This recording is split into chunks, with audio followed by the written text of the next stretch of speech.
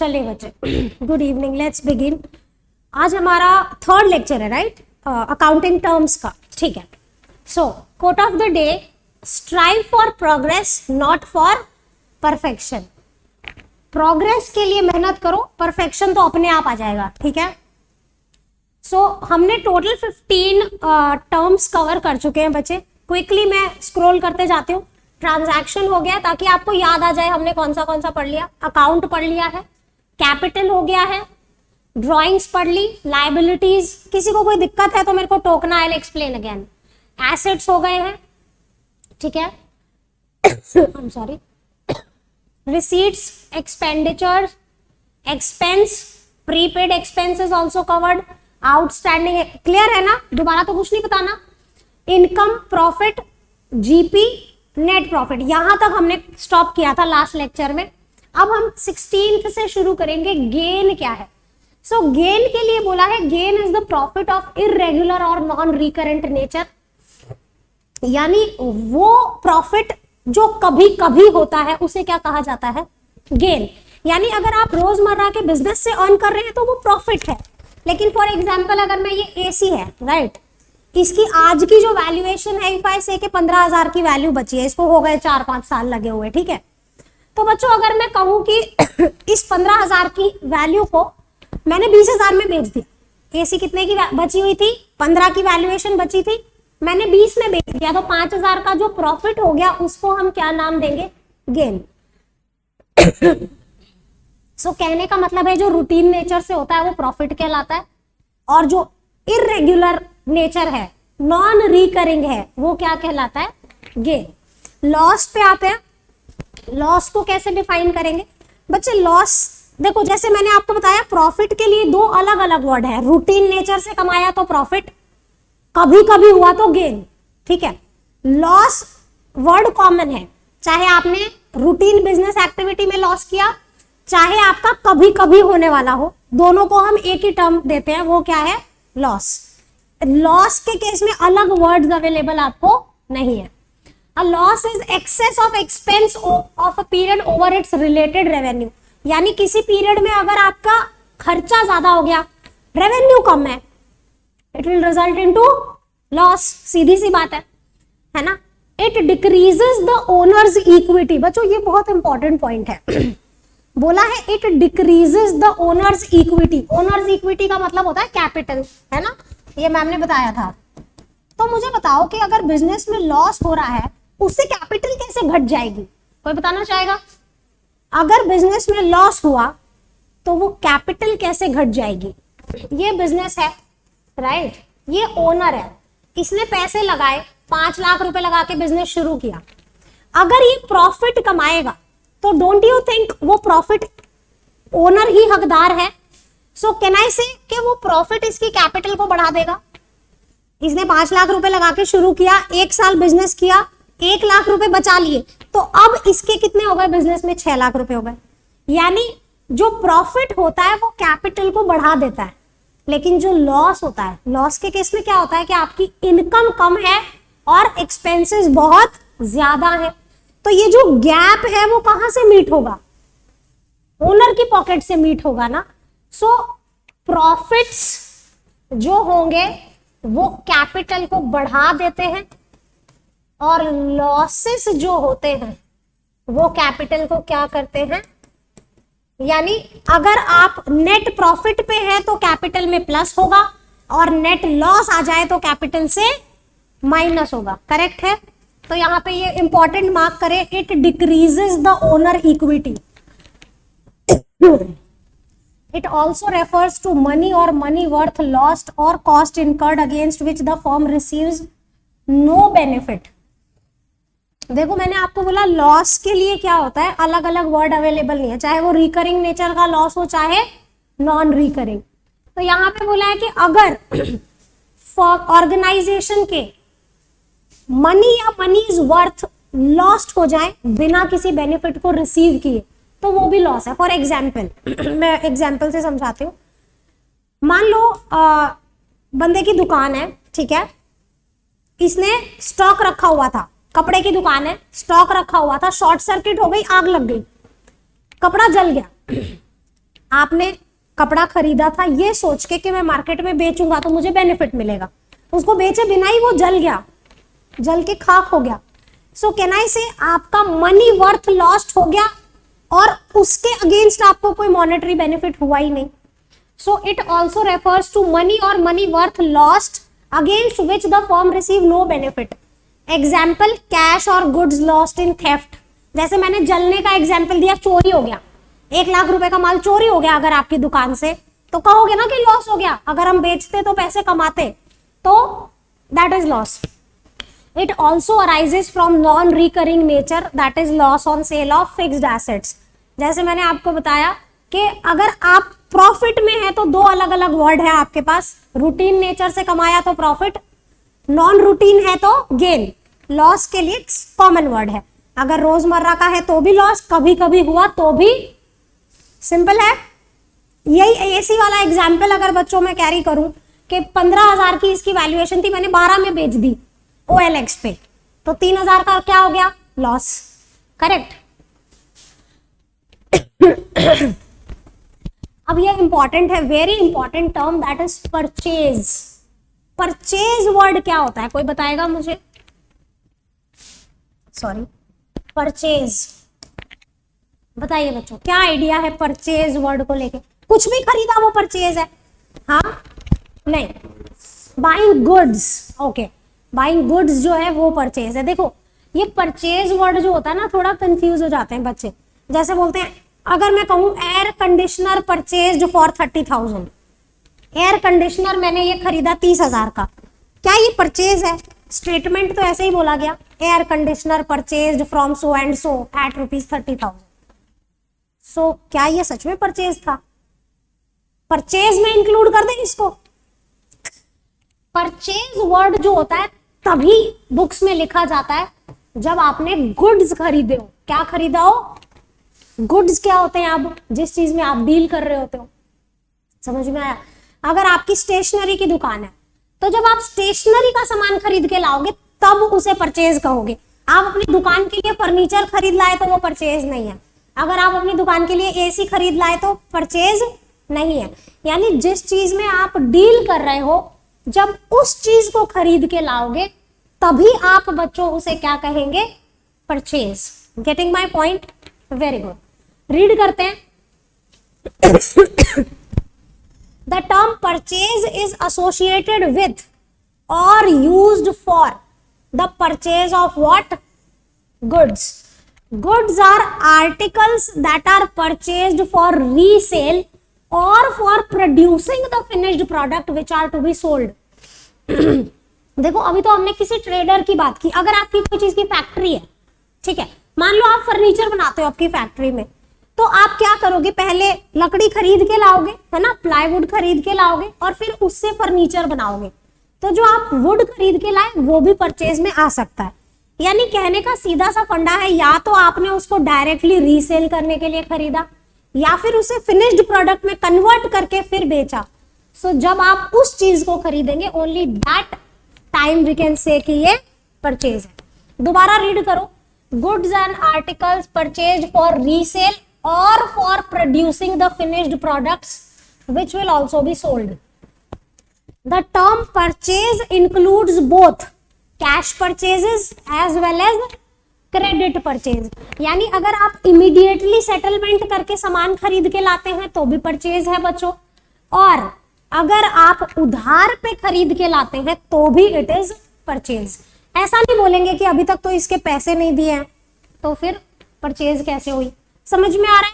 दोबारा बताना है। Okay, so goods purchased for cash are called cash purchase. Goods purchased on credit are called credit purchase. Simple है। तो purchase return क्या होगा? अगर हम कुछ खरीद के लाए, वो डिफेक्टिव निकल गया, खराब निकल गया, तो हमने उसको वापस कर दिया कि ले भाई ये तो खराब है, right? So goods purchased may be returned to the seller for any reason, say goods are defective, goods so returned are called purchase return, या तो इसके ब्रैकेट में मैं लिखती हूँ रिटर्न आउटवर्ड। बच्चों ये वर्ड ध्यान रखें, रिटर्न आउटवर्ड का मतलब परचेज रिटर्न होता है। रिटर्न आउटवर्ड्स भी कहा जाता है परचेज रिटर्न को। कुछ नोट करना है तो कर लो, otherwise I will move to next. ठीक है, क्लियर है, पक्का? चलो, परचेज हो गया, परचेज रिटर्न हो गया। अब आते हैं सेल्स। तो कह रहे हैं जब आप उस सामान को बेचोगे जिसमें आप डील कर रहे हो, तभी आप सेल वर्ड का इस्तेमाल करोगे और सेल्स की फिगर में उसे इंक्लूड करोगे। जैसे मान लो अगर ये मेरा एसी पुराना हो जाए, मैं बेच दूं, तो क्या सेल हुई? नहीं, सेल नहीं है। Term sale is associated with और used for sale of goods that are dealt with, जिसमें आप डील कर रहे हो, तभी आप बोलोगे कि ये सेल है। The term sales include cash and credit both. जब कैश में बेचोगे तो कैश सेल बोल देना, उधार में बेचोगे तो क्रेडिट सेल बोल देना। सिंपल है ना बच्चों, जो परचेज में पढ़ा वही है, यहाँ पे कुछ भी नया नहीं बता रही मैम आपको। अब सेल्स रिटर्न क्या होगा बताओ? सेल्स रिटर्न क्या होगा? जब बेचा हुआ सामान वापिस आ जाएगा। हमने किसी को बेचा था और वो वापिस आ गया, सामने वाले ने बोला कि भाई ये तो खराब है, ले रख अपना सामान। ठीक है, तो इसे हम बोलेंगे रिटर्न इनवर्ड। क्या बोलेंगे? Return inward. Goods sold and returned, जिसको हम क्या कहेंगे प्यार से? Sales return. बच्चों यहाँ थोड़ा टाइपिंग एरर था, मैंने ठीक कर दिया। सो ये रिटर्न इनवर्ड कहलाएगा। बच्चों इसमें कंफ्यूजन नहीं होना चाहिए कि जो परचेज रिटर्न होती है वो रिटर्न आउटवर्ड कहलाती है, ठीक है, और जो सेल रिटर्न होती है उसे क्या कहते हैं? Return inward. करेक्ट। अब आते हैं गुड्स क्या है। मैम इतनी देर से बता रही है गुड्स क्या है। जिस चीज में हम डील कर रहे हैं वही गुड्स होते हैं, राइट। अगर मैं फर्नीचर की दुकान की बात करूं तो फर्नीचर गुड्स है, स्टेशनरी की बात करूं तो स्टेशनरी गुड्स है, अगर मैं कहूं किराने की दुकान है तो राशन पानी गुड्स है, कपड़े की दुकान है तो कपड़े गुड्स है, right. So goods are the physical item of trade, जिसमें आप ट्रेड कर रहे हैं। It applies to all items making up sale और purchase of a business. Thus they are stock in trade of the enterprise which are purchased or manufactured with the purpose of selling। बोला है कि या तो आपने directly बेचने के लिए खरीदा है उसे, या फिर फिनिश्ड प्रोडक्ट में कन्वर्ट करके बेचने के लिए खरीदा है, तो वो क्या कहलाएंगे? गुड्स। एग्जाम्पल दिया है stationery for stationer, furniture for furniture seller, garments for garment seller. समझ में आया बच्चों?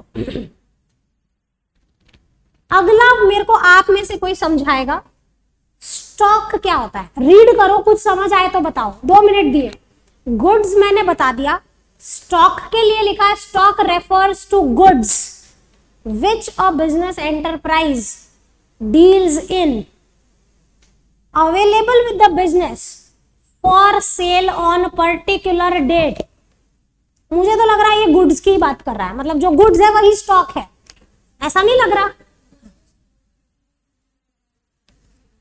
ओके, सो आप कह रहे हो कि अगर हम गुड्स को स्टोर कर ले और फ्यूचर में बेचे तो वो स्टॉक कहलाएगा। On the right track.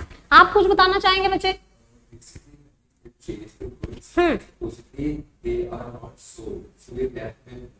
Correct, very good. So can I say the leftover goods are called stock on a particular date? Correct. जैसे अगर मान लो हमने 31 मार्च की एग्जाम्पल लेते हैं कि मैंने 1 अप्रैल 20 को बिजनेस शुरू किया, 31 मार्च 21 को मेरा जो सामान बच गया, जो नहीं बिका, सो वो बचा हुआ सामान कहलाता है स्टॉक। यानी value of goods on a particular date is stock. समझ में आया? किसी की दुकान में जाओ, मान लो आपका दोस्त है, आप उसकी दुकान में गए, आपने सामान देखा, आप उसको पूछना चाहते हो कि भाई तेरे दुकान में कितने रुपए के गुड्स हैं, आप बोलोगे भाई कितने का स्टॉक रखा है। समझ में आया? So lying goods on a particular date is called, चीज एक ही है, चीज अलग नहीं है, तो इसमें कंफ्यूज नहीं होना है। पढ़ो, stock refers to the goods which business enterprise deals in available with the business enterprise for sale on a particular date. Stock means and includes the value of stock of raw material, semi-finished and finished goods lying in the business as unsold. आपको बोला है ये जो stock है इसमें आपके raw material भी आ जाएंगे, आपका semi finished product, semi finished यानी बच्चों मतलब थोड़ा सा बन गया, थोड़ा सा बनना बाकी है ना। अगर मैं कहूं कि आपकी मान लो शर्ट बनाने की फैक्ट्री है, सो आपने शर्ट्स बना ली है बट उसकी वो बटन और ये सब लगाने बाकी है, तो वो सेमी फिनिश्ड प्रोडक्ट हो गया, राइट। पैकिंग बाकी है, बटन लगाने बाकी है, क्या बोलते हैं उसको, प्रेस होके जो पैकिंग होती है वो बाकी है। सो कहने का मतलब आधा काम हो गया, आधा बाकी है। सो दैट आधा काम हुआ इज कॉल्ड सेमी फिनिश्ड। और जो फिनिश्ड प्रोडक्ट है वो भी, जो अभी तक बिके नहीं है, यानी स्टॉक में तीनों चीजें आएंगी, कौन सी, रॉ मटेरियल, सेमी फिनिश्ड और फिनिश्ड। फिनिश्ड प्रोडक्ट जो अभी तक बिका नहीं, ये तीनों मिला के आपका स्टॉक होगा। से यस। अब बच्चों स्टॉक ना ओपनिंग स्टॉक भी होता है और क्लोजिंग भी होता है, ये तो मैम ने सिखाया है, ट्रेडिंग अकाउंट पढ़ाते वक्त बताया ना कि जब साल शुरू होता है उस दिन जो आपके पास स्टॉक होता है वो ओपनिंग होता है, और जब साल खत्म हो जाता है उस दिन जो बचा होता है वो क्या होता है, क्लोजिंग होता है। कहना इसे एक साल का जो क्लोजिंग होता है वो अगली साल का ओपनिंग बन जाता है। 31 मार्च पे अगर मैं कहूं मेरे पास 2 लाख रुपए का स्टॉक था बच्चों, तो 1 अप्रैल पे भी उतना ही होगा, वेरी नेक्स्ट डे। सो कहने का मतलब एक साल का क्लोजिंग स्टॉक दूसरे साल का ओपनिंग स्टॉक बन जाता है। से yes, M I correct?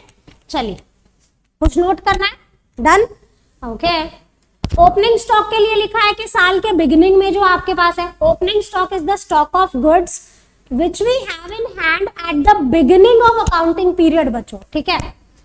In other words, ये ध्यान से सुनो, in other words it is the stock in hand at the end of previous year, यानी पिछले साल का जो क्लोजिंग स्टॉक था इस साल का मेरे लिए क्या हो गया, ओपनिंग। क्लोजिंग स्टॉक के लिए क्या लिखा है पढ़ो, closing stock is the stock at the end of current accounting period.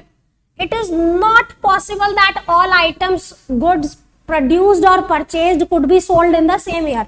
यहाँ पे लिखा है कि ऐसा पॉसिबल नहीं है कि जितना सामान आपने पूरे साल में खरीदा वो सारा का सारा बिक जाए, वो बच ही जाएगा, right.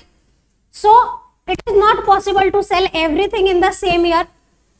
At the end of accounting period, the value of such unsold stock is closing stock. A list of items that are not sold is prepared at the end and its value is put. अगर आप में से किसी के पापा business में हो तो आपको पता होगा जब ईयर एंड आने वाला होता है ना तो स्टॉक टेकिंग चल रही होती है। स्टॉक टेकिंग एक वर्ड है, तो बेसिकली वो अपने दुकान का स्टॉक गिन रहे होते हैं कि भाई क्या है, कितना सामान हमारे पास बचा हुआ है, फिर उसकी वैल्यूएशन लगाई जाती है कि अब इस स्टॉक की वैल्यूएशन कितनी है जो मेरी दुकान में आज बचा हुआ है साल खत्म होने के बाद। तो बच्चों ये जो वैल्यूएशन होती है ना, इसको कैसे किया जाता है यहाँ पे थोड़ा सा बताया हुआ है। As per accounting standard number 2, ये अकाउंटिंग स्टैंडर्ड क्या होते हैं, ये कुछ रूल्स होते हैं जो सीए इंस्टीट्यूट ने दे रखे हैं कि इस तरीके से अकाउंटिंग होनी चाहिए। तो जो अकाउंटिंग स्टैंडर्ड 2 है उसमें लिखा है कि क्लोजिंग स्टॉक को वैल्यू करो एट लोअर ऑफ कॉस्ट और रियलाइजेबल वैल्यू। कॉस्ट और realisable value whichever is lower, कैसे वैल्यू करोगे, अब इसे एग्जाम्पल से समझते हैं बच्चों। जैसे अगर मैं कहूं कि गारमेंट शॉप है, राइट, गारमेंट शॉप है, साल जब खत्म हुआ तो इस गारमेंट शॉप में 500 जीन्स बच गई। ये जीन्स खरीदी गई थी 500 रुपए में, कितने रुपए में खरीदी थी, 500 में, और अगर हम इसको सेल करेंगे तो ये 700 रुपीज में बिकेगी। कितने में बिकेगी, यानी इसकी रियलाइजेबल वैल्यू कितनी है, 700 रुपीज पर जीन्स। 500 जीन्स बच गई है साल खत्म होने पे। तो सवाल उठता है कि मैम मेरा क्लोजिंग स्टॉक 500 जीन्स इंटू 700 हुआ या 500 जीन्स इंटू 500 हुआ जिस रेट पे मैंने खरीदा था। तो हम क्या बोलेंगे, cost 500, realisable value 700, whichever is lower. तो लोअर कौन सी है, कॉस्ट है। अगर मैं कहूं कि ये जो 500 रुपए की जीन्स मैंने खरीदी थी ये आउट ऑफ फैशन हो गई, होता है ना कई बार ऐसे प्रोडक्ट आउट ऑफ फैशन हो जाता, कोई नहीं खरीदता, तो अगर हमें लगता है कि अगर मैं इसको मार्केट में बेचने गई तो मेरे को ये 400 रुपए में ही बेचनी पड़ेगी, 500 में तो कोई खरीदेगा ही नहीं इसको, क्योंकि आउट ऑफ फैशन हो गई, सस्ते में बेचेंगे तब जाके बिकेगी। तो बच्चों अब सिचुएशन पलट गई, कॉस्ट 500 है, रियलाइजेबल वैल्यू कितनी है 400, तो अब कौन सा लोगे 400, है ना। सो आपको समझ में आ गया, closing stock is valued at lower of cost और रियलाइजेबल वैल्यू। बच्चों अब आप मेरे से पूछोगे कि मैम ऐसा क्यों, मतलब आप बोल दो कि लोअर लेना, हम लोअर ले लें, ऐसा थोड़ी होता है। नहीं, मैं नहीं बोल रही, एक अकाउंटिंग प्रिंसिपल है। कौन सा प्रिंसिपल? कंजर्वेटिज्म। क्या प्रिंसिपल है?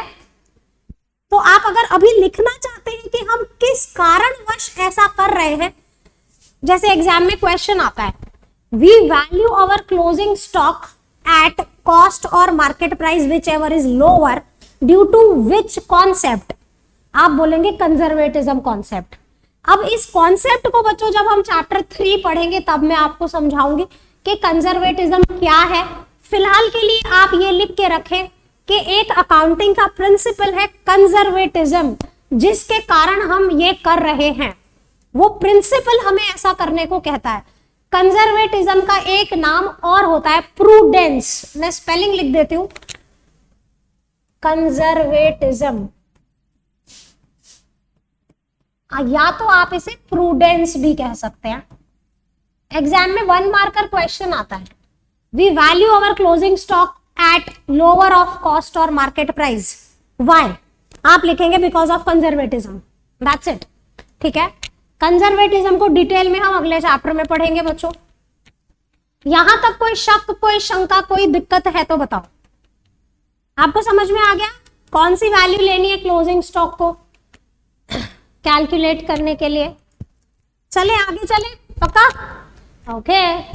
In case of manufacturing concern, opening and closing stock can be of 3 types. यहाँ पे कुछ टाइपिंग है, 3 टाइप्स। ये कह रहे हैं कि अगर आप ट्रेडर हैं, ट्रेडर यानी कुछ सामान खरीदा और बेच दिया, तो आपके पास सिर्फ और सिर्फ बच्चों फिनिश्ड प्रोडक्ट्स होंगे, हाँ बोलो।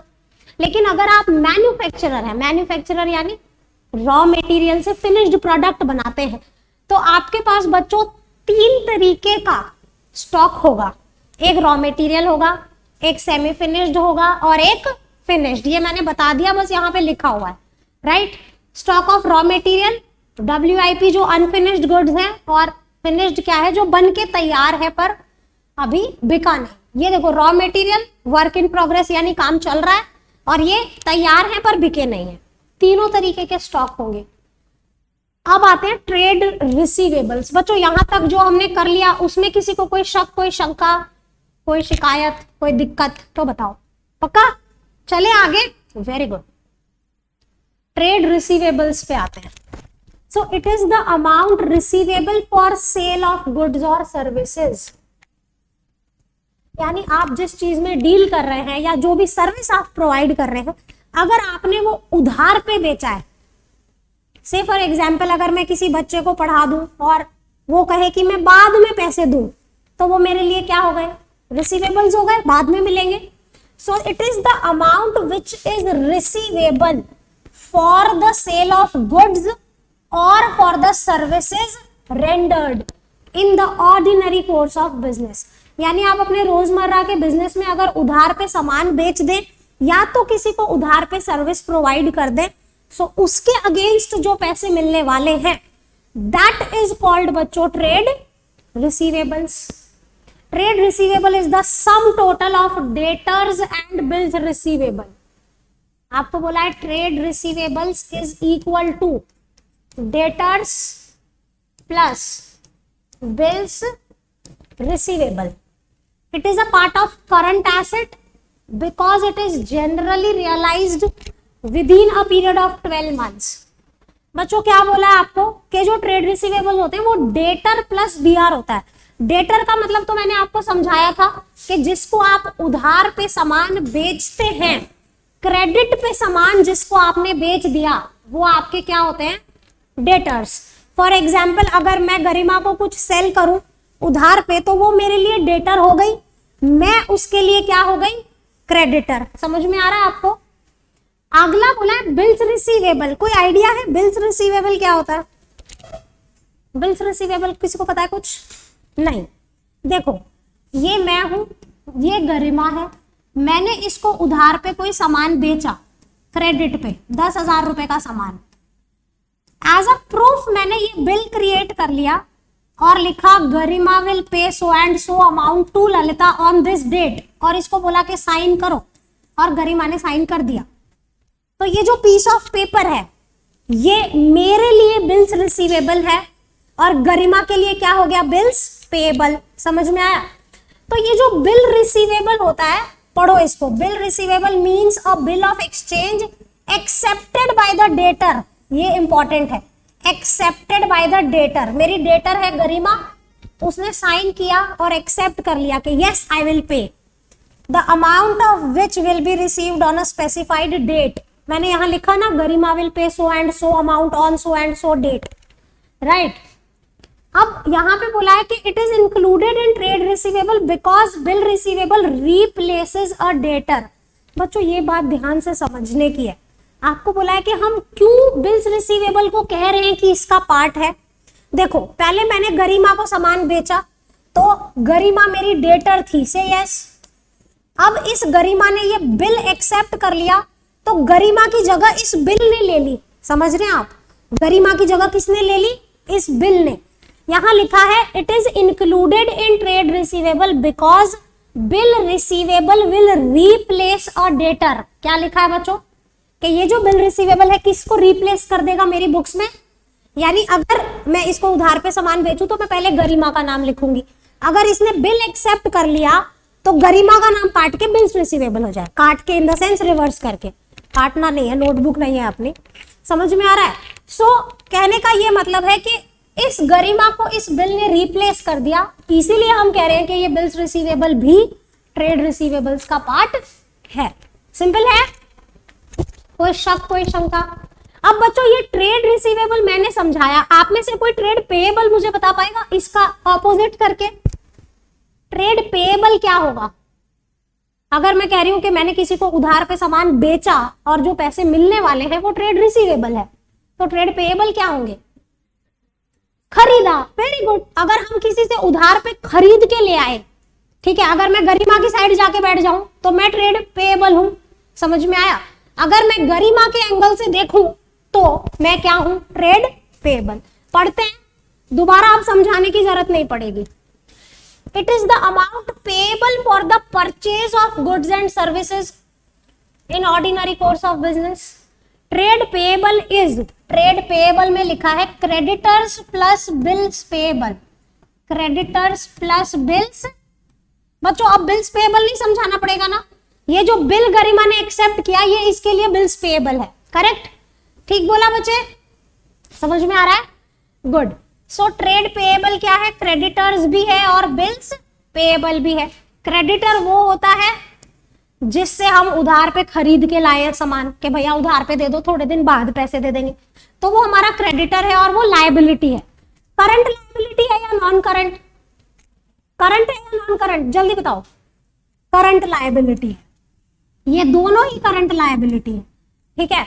बिल्स पेएबल अभी मैंने आपको समझाया। सो बिल्स पेएबल क्या है? यहां पे एग्जाम्पल पे आओ। ये गरिमा ने जो बिल एक्सेप्ट किया ये मेरे लिए तो रिसीवेबल था, लेकिन गरिमा के लिए क्या बन गया? पेएबल। जैसे मैंने कहा कि इस बिल ने डेटर को रिप्लेस कर दिया, यहां पे हम कहेंगे कि इस बिल ने क्रेडिटर को रिप्लेस कर दिया, ललिता को रिप्लेस कर दिया। समझ में आ रहा है बच्चों सबको? तो रीड कर लो। Bills payable means bill of exchange accepted by the amount of which will be payable on a specified date. हमने जो बिल एक्सेप्ट किया जिसका अमाउंट आपको स्पेसिफाइड डेट पे देना पड़ेगा। It is included in trade payables because it replaces a creditor. समझ में आ गया बच्चे? कुछ दोबारा बताना है? कुछ दोबारा बताना है क्या? गुड। सो यहाँ पे हम स्टॉप करेंगे। आज हमने 10 और डेफिनेशन कवर किए, 15 किए थे लास्ट लेक्चर में, अभी 25 हो गए। I think 20 more to go, right? 2 more lectures and we'll be done with this chapter. सो आज यहीं पे स्टॉप करते हैं। कोई कुछ पूछना चाहता है, कोई शक कोई शंका तो बताओ, otherwise will wind up. That's all for the day. Thank you so much. I hope you enjoyed. Bye bye.